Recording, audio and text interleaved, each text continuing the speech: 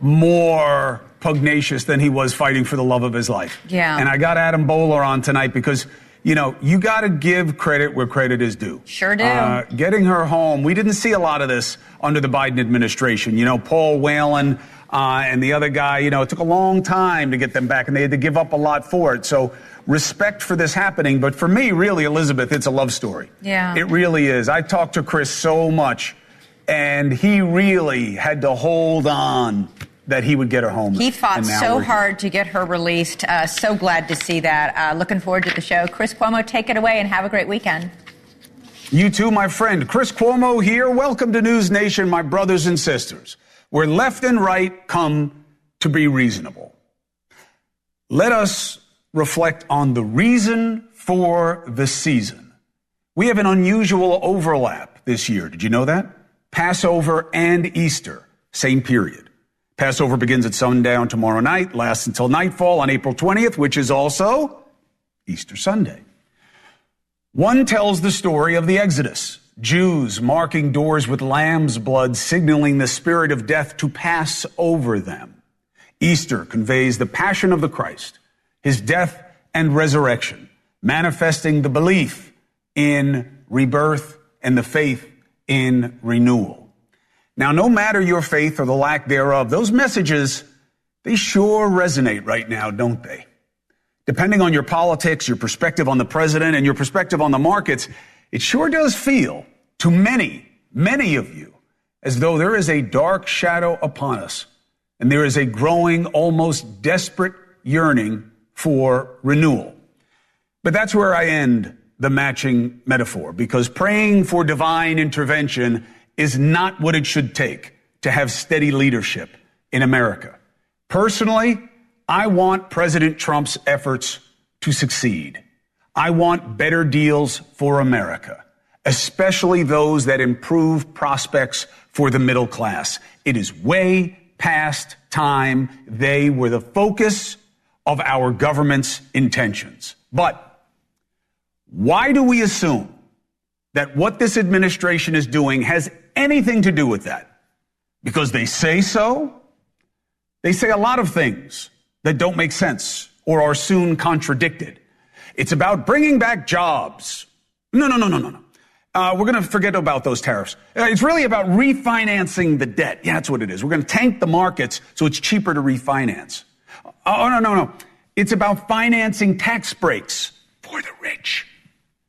Oh, it's about all of that. Actually, it's about none of that. It's a leverage play. The more the story changes, the less believable it becomes. Okay? The administration boasts transparency. Okay? Then they allow this guy to be their front man when they know he made up the expert that supposedly endorses his economic theories. Ron Vara. You know what that is? An anagram for his own name, Navarro. He made up the basis of belief in the economic policies that they are now having him front. Preposterous. Once again, any other administration, it would be a death sentence. Now, I get why the president doesn't care about that. He did the same thing when he created a fake PR guy, John Barron or whatever his name was, pitching stories about himself. No wonder, though, when you look at who is putting it forth, no wonder the strategy made so little sense to economists and investors. It's based on nonsense. Consumer confidence recorded its second lowest reading since 1952. Trumpers say, oh, no, forget about that. How about that one day of stock gains? Oh, it was one of the biggest green days since blah, blah, blah. That's because Trump was pushed to relent on some tariffs that had started a fire. He started it. He put a little water on it. You want to celebrate as a historic win after he tanked the market? And it turns out there was no real win, but in fact, a growing loss. So you got to say, no matter what these tariffs eventually make happen that's good, what did they cost us? The bond market is the truth about the markets, okay? Major institutional investors from around the world are clearly losing confidence in the American economy. When the yield goes up on the bonds, that basically means we have to pay people more to get them to invest with us. It makes lending expensive. It makes capital scarce. The administration counters by saying fake news. Look at the hundreds of billions that pharmaceutical companies and other manufacturers are pledging to come back. But how many actually will? And how many are going to run away? Churchill warned that the only thing worse than fighting against your allies is being forced to fight without them. That is the position that the president is threatening to put us in. Now, Trumpers will say no one walks away from America. Then tell me, how do you explain Japan, second largest holder of our paper behind China, by the way, and South Korea having discussions with China, which they haven't done in a very long time? The counter to that? Hey, the president got 75 countries to come to the table with those tariffs. Did he? You mean the 75 countries the president allegedly talked to while in a golf tournament? You buy that? Oh, and by the way, why aren't those countries saying that? It would certainly calm the markets. Why aren't they doing that? And if this is going to work, why is China getting more resistant, not less? And the idea that they need us and we are crippling them, the markets don't reflect that. If everyone's on board, why is the value of the dollar steadily dropping? It's having its worst year since the 2008 Great Recession. Why are other currencies going straight up? Because people are leaving the dollar and finding safety in other currencies. That is the cost of the tariff stunt. The larger question is, even if the tariffs yield new deals, again, what did this force that wouldn't have happened otherwise that is negative? The bond markets, again, structural part of the economy, and they speak to a problem that seems to be getting worse. And now we have questions that many don't want to ask. Why does it seem that some got so rich on this volatility? For instance, how did Newsmax, a struggling Trumper mouthpiece media company, go from a $14 stock to $260 and then crash back down? You don't think people got paid on that deal? What if even part of all these maneuvers, this schizo strategy, is because this isn't really all about deals for us, or not all of us, or even the middle class, but about helping just a select few? Democrats are now threatening to investigate Trump and his team of market manipulation and insider trading. Take a listen. We need to get to the bottom of the possible stock manipulation that is unfolding before the American people, including what, if any, advanced knowledge did members of the House Republican Conference have of Trump's decision to pause the reckless tariffs that he put into place? Now, first, Hakeem Jeffries. Don't like that he won't come on the show. Do like what he signals for leadership in the Democratic Party. I think he's got a good future. He should have just said, and that's why I am putting a bill on the floor to allow no member of Congress to trade stocks, because these people are killing it in the market, often with companies that are in bills before them. Are you kidding? How do you expect people to take your scrutiny of Trump seriously when Nancy Pelosi and these others are making a fortune? Both sides, my brother. Now look, what do I make of this? I'm skeptical of political prosecutions, especially when the Democrats have no committee power. They can't make this happen. And especially when those who do have the power are not going to do anything that's going to piss him off. And especially when the Supreme Court just ruled they think a president has immunity from prosecution for just about anything. So what would be the point of that? And yet, are they really wrong to be asking the questions? The tariff plan seems so random, so much, so fast, with formulas that made no sense in places that made no sense. And yet, look at the facts. On the morning that he paused the tariff, Trump posted, "This is a great time to buy DJT." 2 minutes later, massive spike in traders betting the market will go up over the course of a week.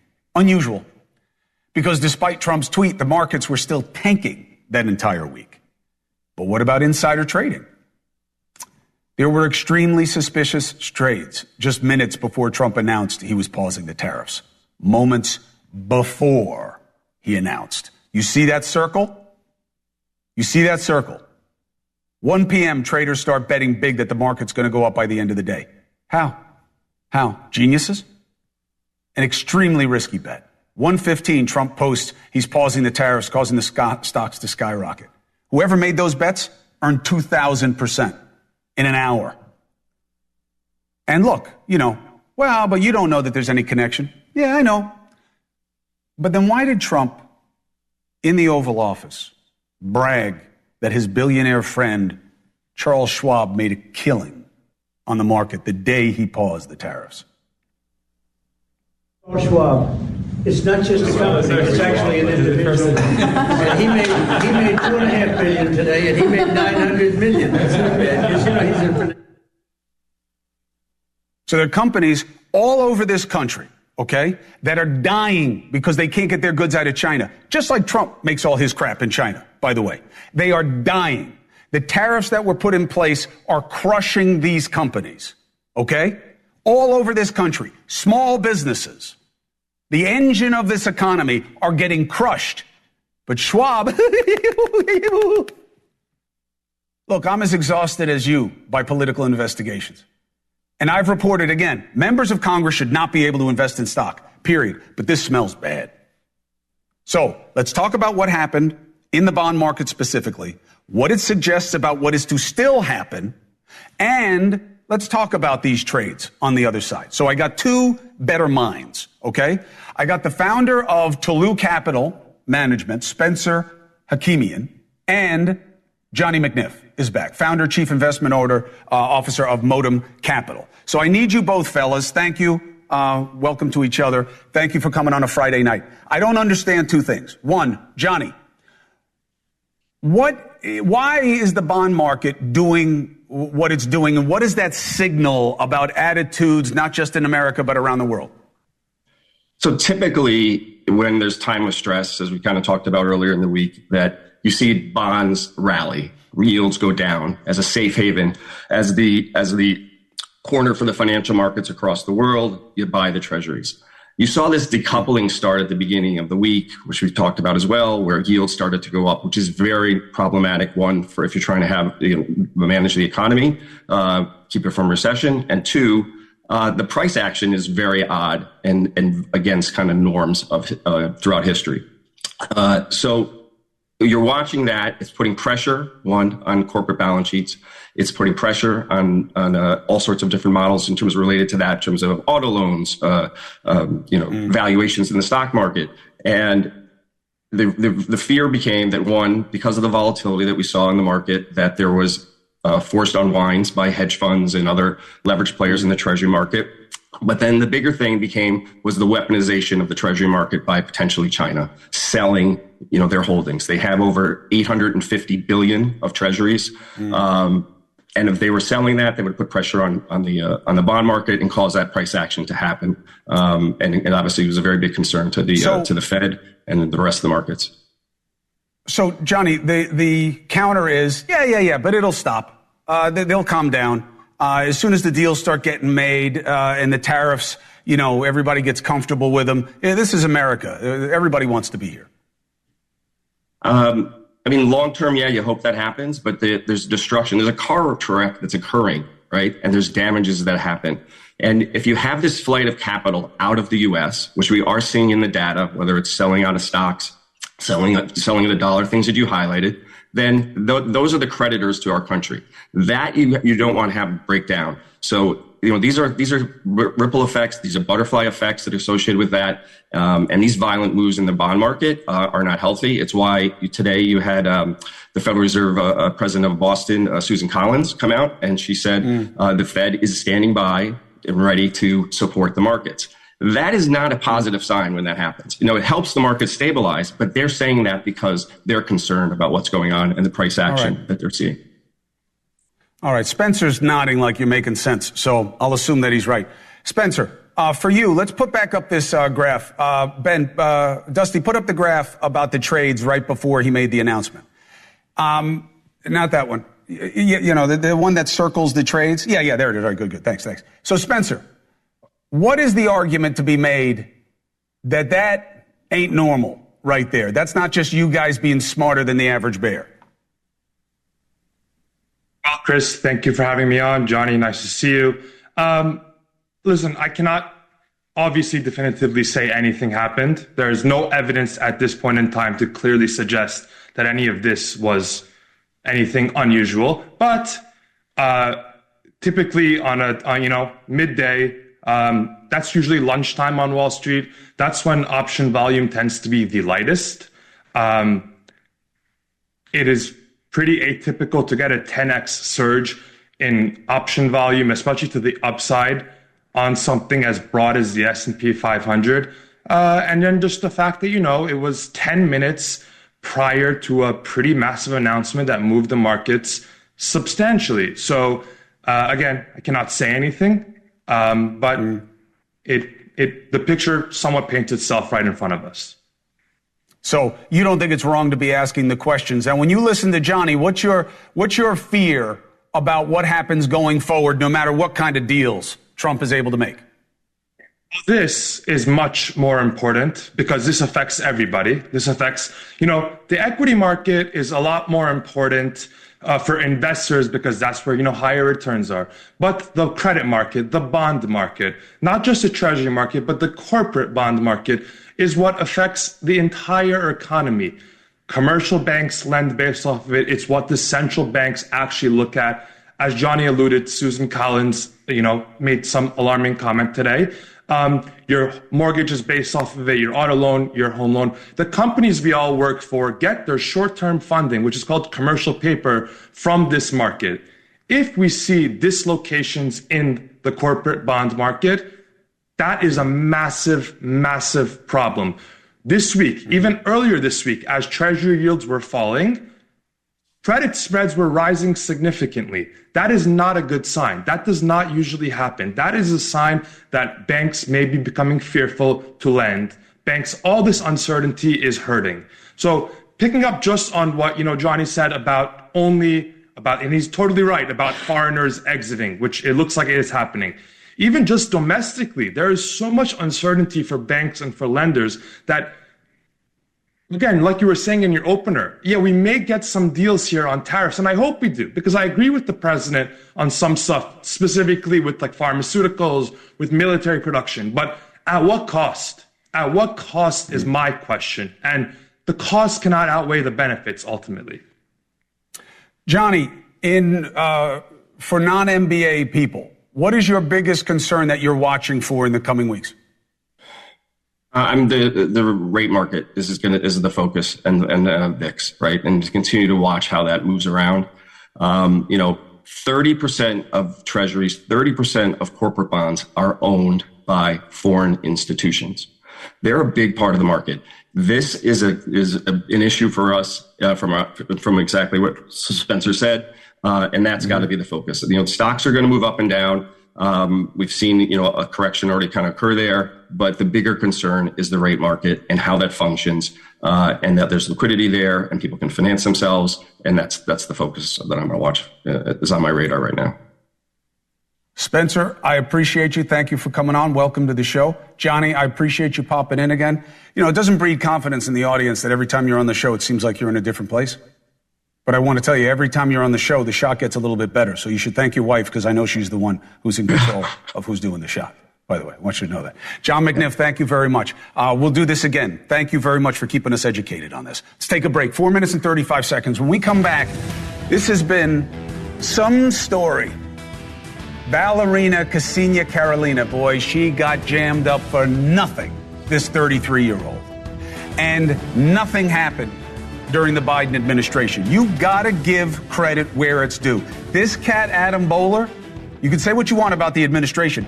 This guy's bringing people home, okay? I know he's gonna spread around the credit, but Chris Van Heerden, this guy is a boxer, he's a fighter, he's never fought for anything like he fought for her, and his love is home.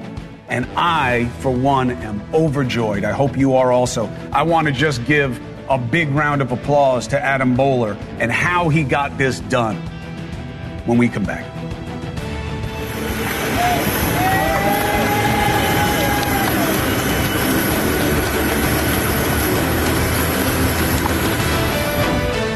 Thanks for listening to News Nation on the go. I'm senior national correspondent Brian Entin. We're here for you 24/7 on the News Nation app or on your Alexa. Just say, play News Nation. Is what they're telling us. Possible 20 years in prison. One moment she's very hopeful, and the very next she's telling me she's preparing for the fate might be that she might be in there for the rest of her life. So I don't know. I'm confused. I'm lost. And this woman is losing hope. The thought of her going to actual Russian prison, this woman, will she survive? I don't know. Former boxing champ Chris Van Heerden came on the show many times over the last 14 months. News Nation is committed to stories that you're not always going to hear everybody else. You're going to hear about it now, and I welcome it. 33-year-old ballerina Ksenia Karolina is home. She was convicted of some BS charge in Russia, just like so many others, sentenced to 12 years. It was all BS. Why? Because she donated $50 to a charity for Ukraine while she was in Russia. Over a year in a Russian prison. I could do about 15 minutes. I don't know about you. Trump's hostage envoy, Adam Bowler, I talked to him about this. I was like, what are you doing about it? He's like, hey, I'm trying to get my feet under me. I got a lot of stuff going on. We're aware of it. We got to get her declared wrongfully detained. It's going to happen. And I was like, yap. He wasn't just talking. He got her home. Last night, Karolina landed on U.S. soil, ran right into the arms of her boyfriend. Watch this. Oh, man. Huh? All the crap that we have going on. This matters, too. The media doesn't give a damn about happy endings, but we should. What a beautiful thing. Look at that. That's a kiss neither of them ever knew for sure they'd ever have again. Adam Bowler joins us now.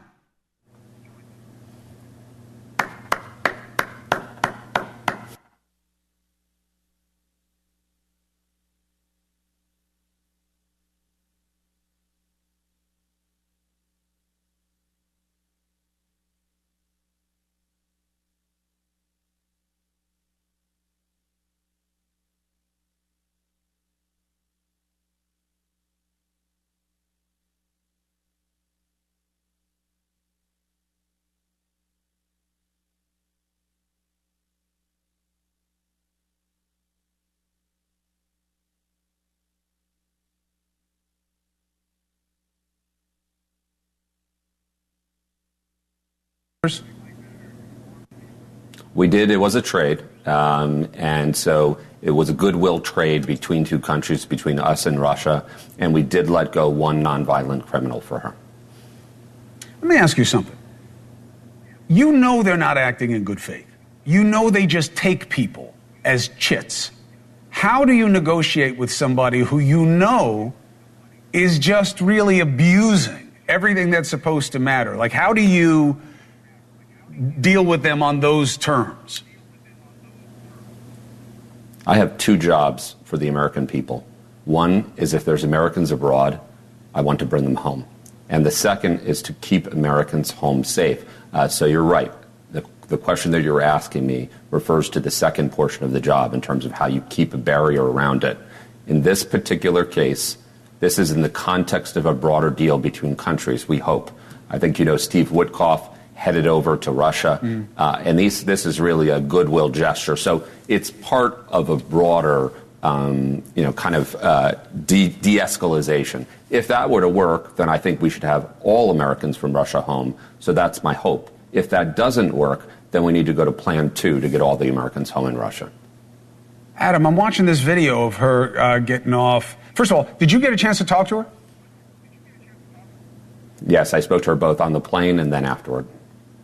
Did she, give me a little of that color in terms of when she was able to accept, because you know how it is, right? They've got to have suspended disbelief to survive, right? They can't have hope. Paul Whelan talks about it so well that you can't just say maybe tomorrow, because you go crazy. It breaks your heart.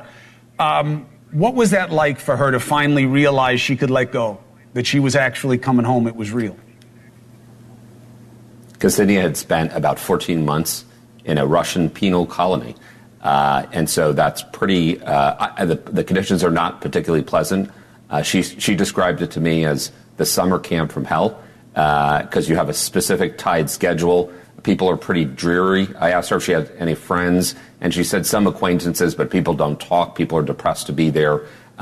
She got a sense that she was coming out about 2 days before they moved her to solitary confinement, and she heard a little bit of TV about visits, so that let her know. And so yesterday morning when she was released, she was elated. I spoke to her on the phone, and she was, look, everybody is very happy to be out when they're out. She was really happy. She was elated.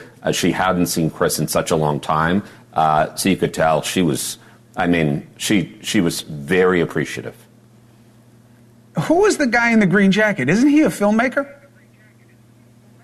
Yeah. He's, what's his name? Peter Jackson. I think it's Peter Berg, right? I might be messing up his name. Excuse me, Peter Berg. Thanks for giving me that. It is Peter Berg. What's he doing it's Peter there? Berg. Yeah, he was real. So it turns out that her boyfriend, Chris, boxes at the gym that Peter Berg owns. And Peter Berg was involved, as actually was Dana White, UFC CEO Dana White, was also active in pushing a release. Bravo to Dana White for using his power and cachet. And Berg also. He's a real fight fan, but it's great that they put their currency behind this because every little bit helps. Adam, thank you so much for the work that you did on the part of this young woman and her family and so many others. And I know it doesn't get a lot of love because we're in a very negative headspace, I would argue with good reason. But we have to recognize the good outcomes as well, and thank you for making one happen. So thank you. I want to recognize you because the press and the focus that you put on a really good thing here made a difference in somebody's home sleeping safe tonight because of it. That's what NewsNation is about. I'm just so happy for them. I was texting with Chris Van Heerden about it, and I was like, look, I don't care what you do. I don't care what media you do. I want to hear the story. I just hope the love story continues. And it's just so nice to see people have a happy ending. So thank you for making that possible. I'll talk to you soon, Adam. Thank you for coming on. Sounds good. Thanks, Chris. 4 minutes and 30 seconds. I got to tell you, you deal with so much terrible stuff in your life, and it is concentrated in this job. You got to also recognize when something beautiful happens. I don't give a damn how you feel about Trump. You know that I'm a constant critic. This is a beautiful thing. Thank God they made it happen. Thank God for Ksenia's family, for Chris Van Heerden, and for the families that are waiting for their turn. It gives them hope. All right, another situation. U.S. immigration judge rules that the recent Columbia grad, Mahmoud, right, the Columbia grad student, pro-Palestinian protest organizer, can be deported. Why?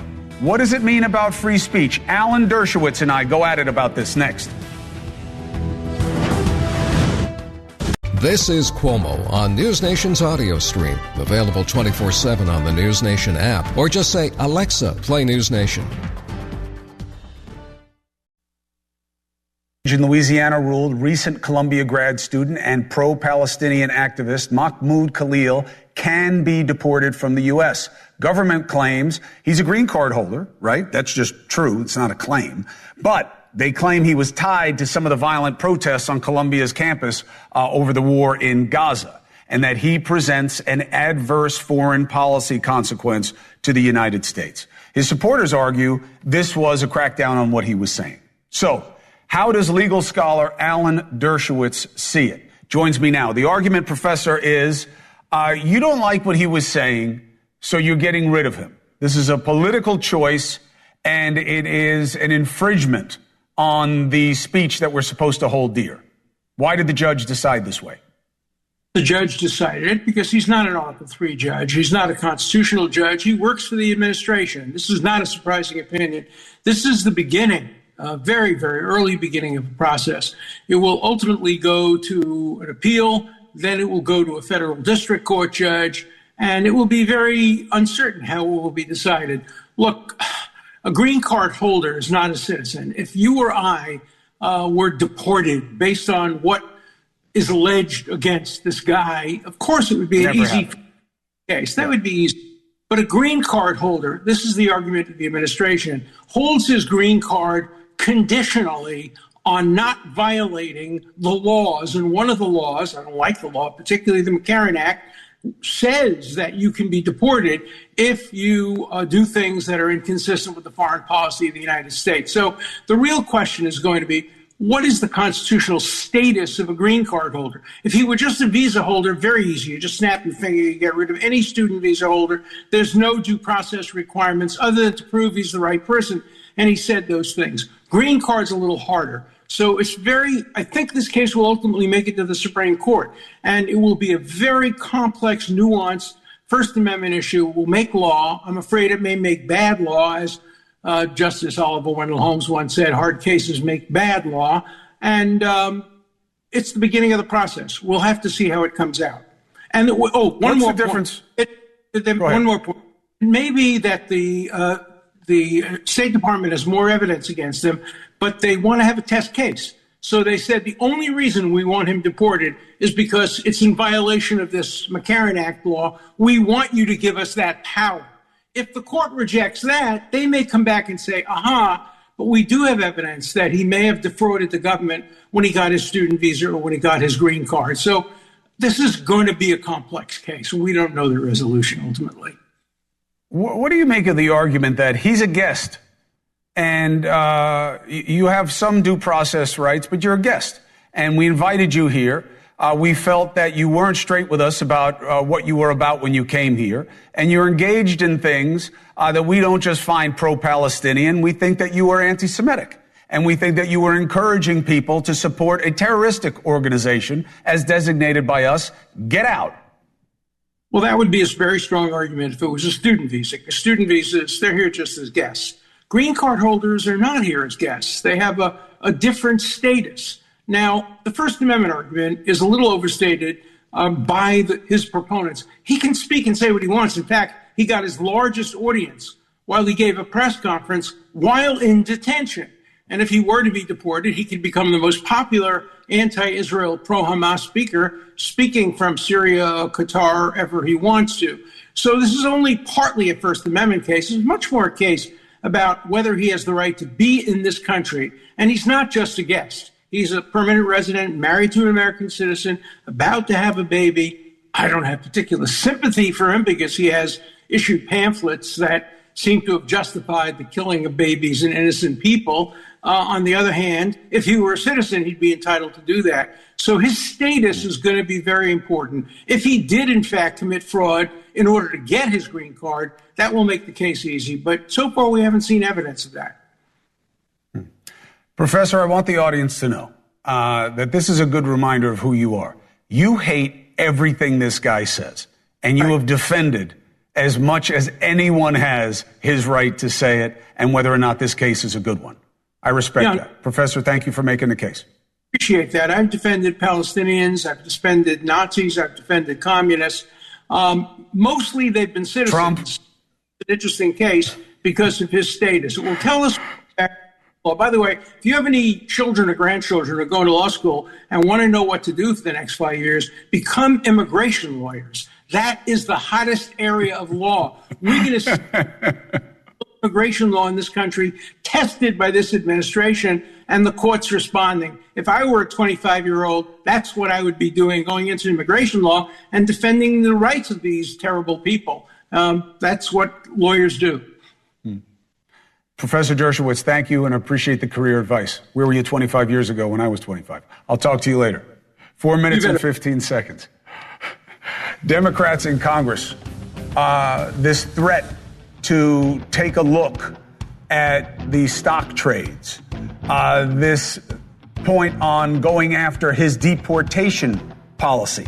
Where should Democrats be? What matters most? Congressman Ro Khanna, Democrat, California, present and future leader of that party, is here to make the case. Next.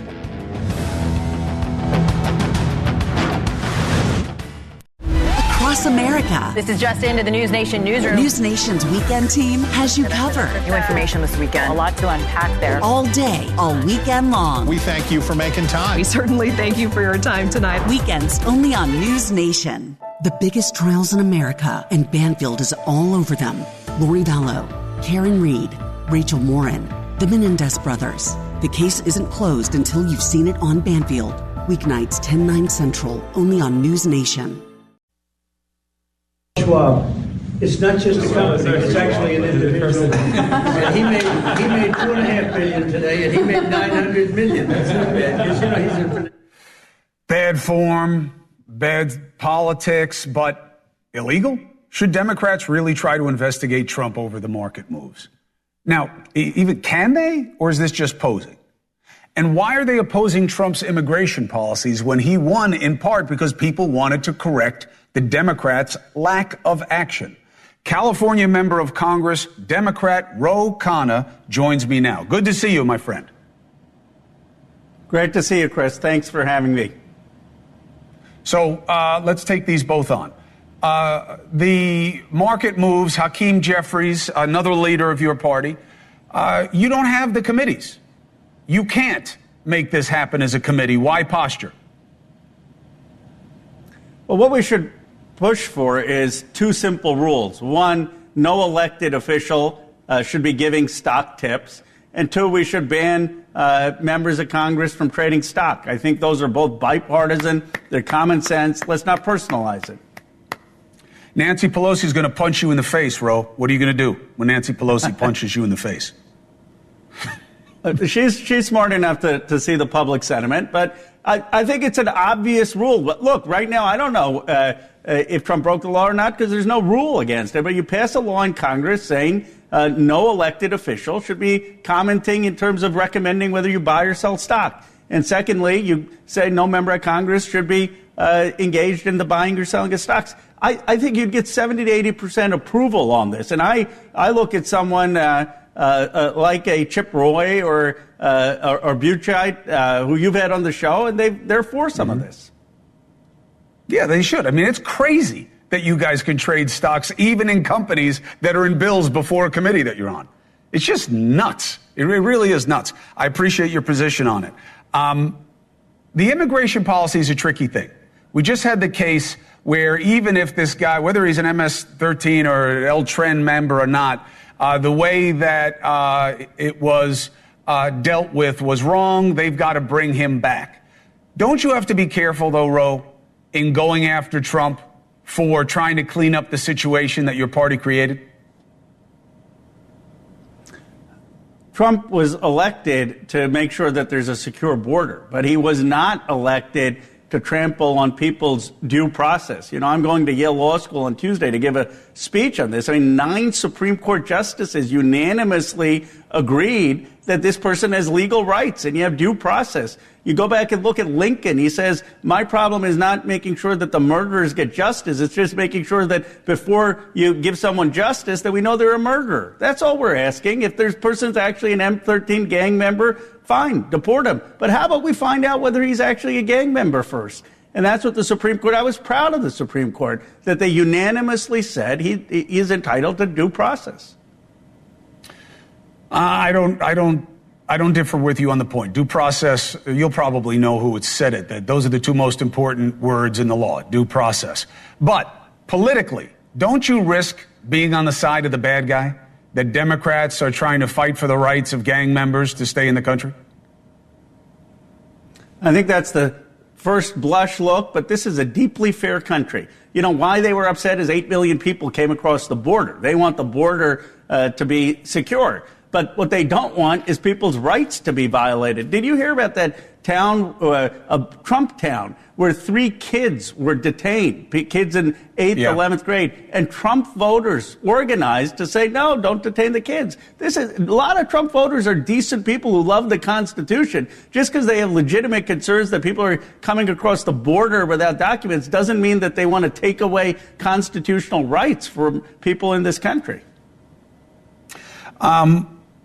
Where do you think it goes, Ro? The particular case or more generally? Generally. I think we've come to a common sense understanding in this country that we need a secure border, that there's a process to come in. We're a nation of laws in a nation of immigrants, that when you come in, like my parents immigrated, you want to make sure that people learn English, they celebrate America, they understand the history, and then they contribute, and that we also can understand that we respect due process. I actually think that there's 70-80% agreement on the basic framework. They think we didn't do a good enough job standing up for secure borders and talking about the responsibilities of immigrants, not just the rights. And I think many people think that the Trump administration is going too far in trampling on people's rights. Your family did it the right way. The allegation is that the Democrats wanted to let all these people in because you think they're going to vote Democratic. I said the Democratic Party is not that organized. I wish we had a master plan of how we're going to win elections in 10 years. We can't win the elections now. Come on. All right, you win. Come on, that's you the win. best You rebuttal. Win. All right, I got nothing. All right, you win. Congressman Ro Khanna, no further questions. Thank you very much for making the case on the show, as always. Good luck at Yale University. Say hello to him for me. Appreciate it. Thank you. Thanks for having me. Congressman Ro Khanna, Democrat, California, present and future leader of that party, and we're probably going to see him have a bigger platform in this country, and it'll probably for the best of the most of us. We'll be right back. Thanks for listening to News Nation on the Go. I'm Connell McShane. We're here for you 24/7 on the News Nation app or on your Alexa. Just say play News Nation. Is built for independent, critical thinkers. And if that defines you, you will agree with the following statement. Trump derangement syndrome is real, but both parts of the partisan spectrum suffer from it. People who support this president often don't just support him, they are devoted to him in a way that feels more like North Korea than North Dakota. He can do no wrong. Anything that he says is okay because you don't understand and what he really means. And the other side, I've never seen anything like it. And at the same time, while I believe they have higher ground, his critics also can allow nothing but criticism of him. He can do nothing good. And that is a recipe.